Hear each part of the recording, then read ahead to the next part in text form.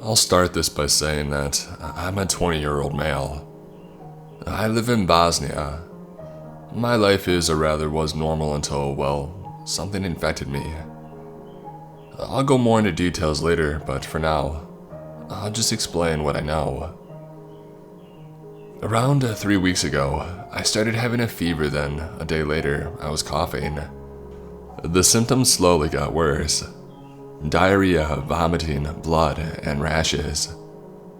While there is medicine that helps and removes all symptoms, it's only temporary. It all comes back eventually.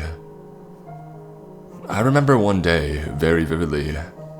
I couldn't stand. It felt like 1,000 knives were stabbing me in the gut.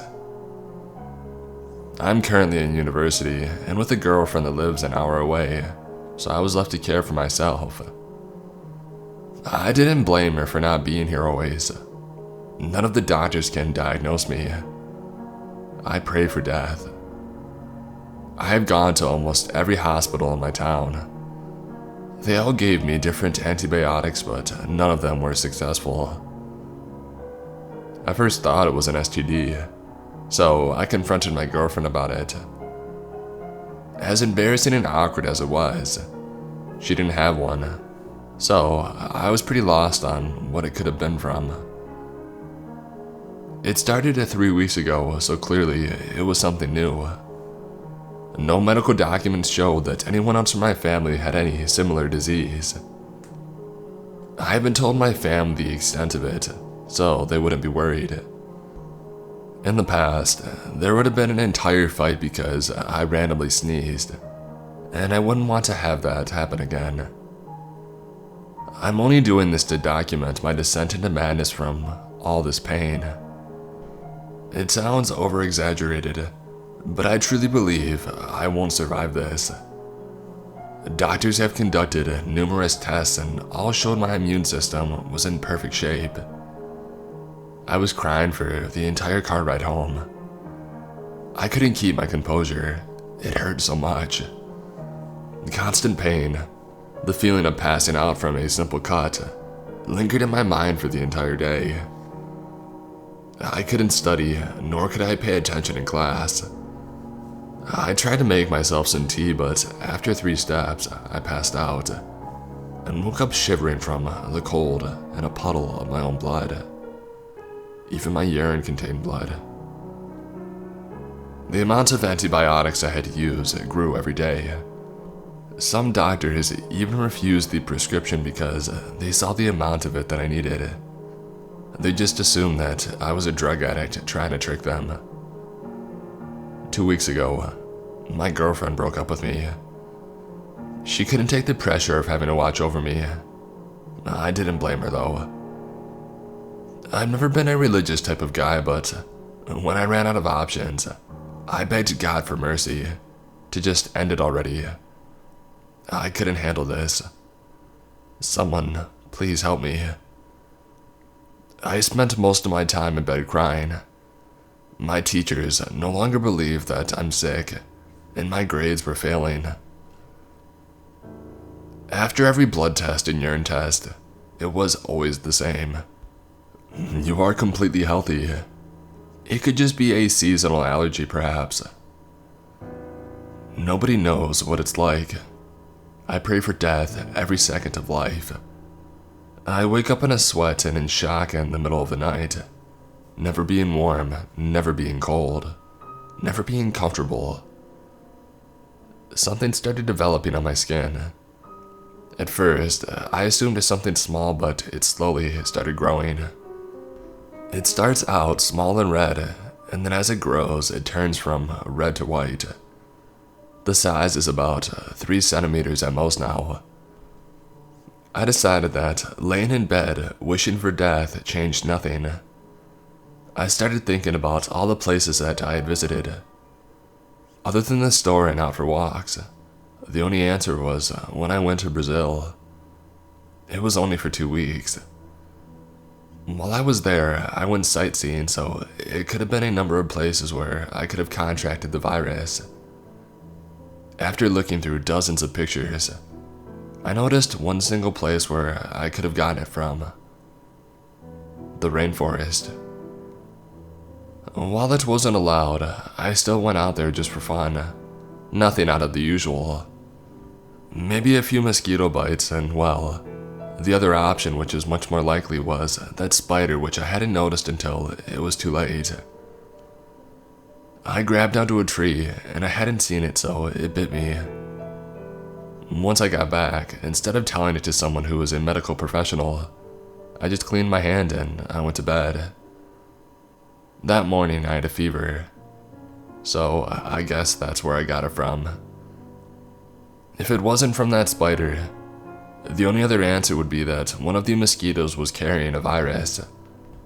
As dumb as it is, and as much as I don't want to, I needed to find out about the spider if I want to get this cured. I booked a trip to Brazil in the same place in the same hotel. I know you think this is dumb, but I assure you the virus is not airborne and not an STD. The only way I could infect someone is by bodily fluids. I'll wear a mask and any other kind of protection that I can find. Before I go, I should mention that the blisters were more painful. My skin started to peel off and it hurt so much. I had 3 bottles left of the antibiotics that I would run out within a week. While I started packing the stuff I was going to bring, a sharp pain jolted through my stomach. I fell to the ground and started crying. A minute later, I started vomiting blood. I couldn't take it. It hurt so much. 4 days had passed since I arrived in Brazil. The whole plane ride was painful. Everybody looked at me as if I was insane, and nobody wanted to even face me, fearing they would get infected. I don't blame them though. Once I arrived at the hotel, I immediately fell asleep, and then after about 3 hours I woke up to my clothes wet with blood. It happened again. My skin started falling off, revealing blood underneath. Every step was agony, but nonetheless, I put on a new shirt and I went out. It was around 1 p.m., so the sun was radiating down on my head. I had no idea what to even look for, just praying that once I saw one that looked close to what I remembered, I would bring it back or something. But I couldn't find anything at all. I had to cling onto trees to not pass out. Every step was agony. I clinged from tree to tree until I reached the desk asking if any tour guides were there, preferably the one that I was with the last time that I was here.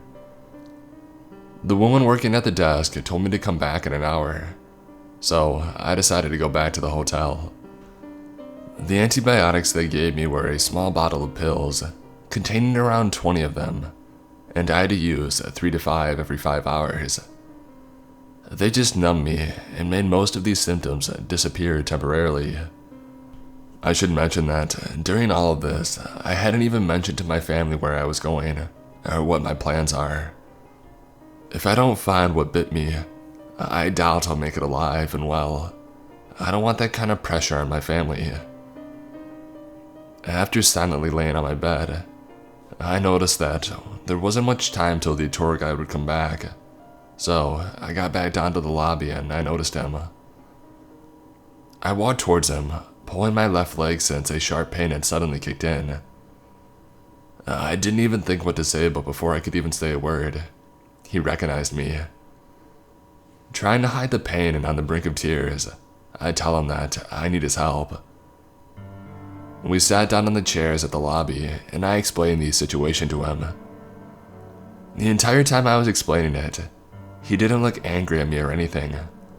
He was understanding of it. He asked for details about the spider, and I tried my best to explain what it looked like from memory. After 5 minutes of silence, and no words exchanged between us, then he tells me that he may know what spider bit me. Recently, a mutated version of the Brazilian wandering spider had been seen around the jungle. It was extremely quick and could jump high and far. The neurotoxin was also vastly different. The neurotoxin, the regular kind, could kill if not seek immediate medical attention, and had different symptoms as well. The symptoms the mutated version had were much more aggressive, but didn't cause immediate death. The tour guide told me if we could extract the venom from its teeth, we could possibly find a cure. I was relieved and asked him when we would go and find it. He told me tomorrow at dawn. I had the rest of the day to prepare myself. As I went back to my room, I felt like I was going insane. I'm starting to have auditory and visual hallucinations. I heard someone calling my name in the halls, but no matter where I went, it was always far away. And then it looked like some dark figure was following me around. I was losing my mind. I tried to swallow more pills, but it changed nothing. I went through almost half a bottle and it just got worse. Maybe it was the drug itself. I ran down to what looked like my room, but then I'd get paranoid and lose my sense of direction. It looked like the walls themselves were moving around me and closing in. It got harder to breathe and it felt like I was about to pass out. Suddenly, it all went dark. I slowly opened my eyes and saw myself on the floor with blood surrounding me. I wasn't sure if that was a dream, but when I checked my phone, it was 3 in the morning. When I finally regained my sense of direction, I was on an entirely different floor, and after coming back into my room, I didn't even make it to the bed before I passed out. And then the sound of knocking woke me up at 9 in the morning. I had barely gotten any rest, but I had to go and find the spider. Before leaving, I took some more antibiotics and the almost empty bottle just in case I needed some more.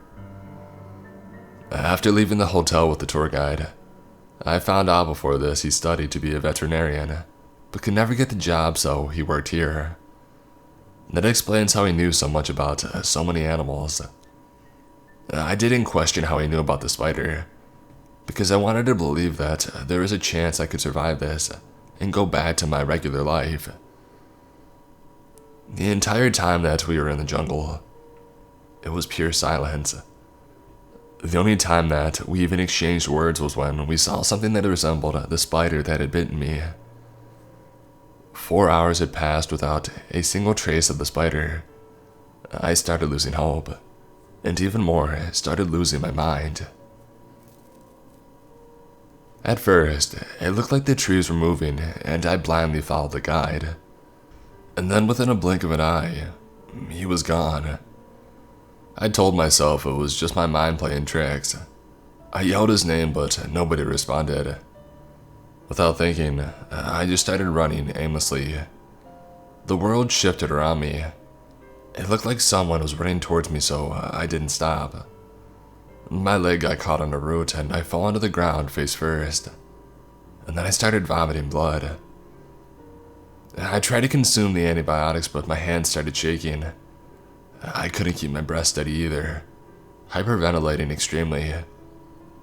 And then I broke my composure and I started sobbing. Voices were heard all around me.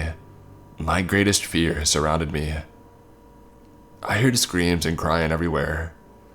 I begged for it to end, just closing my eyes and hoping to wake up in my bed. And then after what seemed like days, I finally woke up.